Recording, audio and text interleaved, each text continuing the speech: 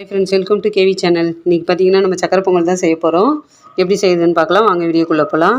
சிறுபருப்பை வந்து நம்ம வறுத்துட்டு செஞ்சோம்னா சக்கரை பொங்கல் வந்து ரொம்ப டேஸ்ட்டாக இருக்கும். கொஞ்சம் நெய் போட்டு கொஞ்சம் செவக்க வறுத்துக்கலாம். கொஞ்சம் செவக்கவே வறுக்கலாம், ஏன்னா அப்படி வறுத்தோம்னா நம்மளுக்கு பிசு பிசுப்பு இல்லாமல் இருக்கும். சக்கரை பொங்கல் டேஸ்ட்டும் பார்த்திங்கன்னா ரொம்ப நல்லாயிருக்கும். அரிசியை கழுவி வச்சுட்டு அந்த வறுத்த பருப்பையும் நம்ம அதில் போட்டு குக்கரில் விட்டு ஒரு 2 விசில் விட்டுக்கலாம். டேஸ்ட்டு கொஞ்சம் உப்பு போட்டு நம்ம வேக வச்சுக்கலாம். அதுக்குள்ளே அது வேகிறதுக்குள்ளே நம்ம இங்கே வெல்லத்தை கரைச்சி எடுத்துக்குவோம். பாகு காச வேண்டாம், கரைச்சிக்கலாம். தண்ணி விட்டு கொஞ்சம் அடுப்பில் வச்சோம்னா சீக்கிரம் நம்மளுக்கு நல்லா கரைஞ்சிரும். அது இப்போ நல்லா வெந்துருச்சு அரிசியும் பருப்பும். இந்த வெல்லத்தை அதிலே ஊற்றி கொஞ்சம் ஏலக்காய் தூளியும் போட்டு நல்லா கலந்து விட்டுட்டு முந்திரியை வறுத்து அதில் கொட்டிடலாம்.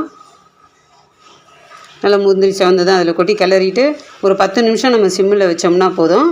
சக்கரை பொங்கல் ரெடி ஆகிடும். சூப்பராக இருக்கும். இதை போல் செஞ்சு பாருங்கள், ரொம்ப நல்லாயிருக்கும். சூப்பராக ரெடி ஆகிடுச்சு சக்கரை பொங்கல். பாருங்கள் எப்படி இருக்குது. இந்த வீடியோ பிடிச்சிருந்தா ஒரு லைக் பண்ணுங்கள். சப்ஸ்கிரைப் பண்ணாதவங்க சப்ஸ்கிரைப் பண்ணுங்கள்.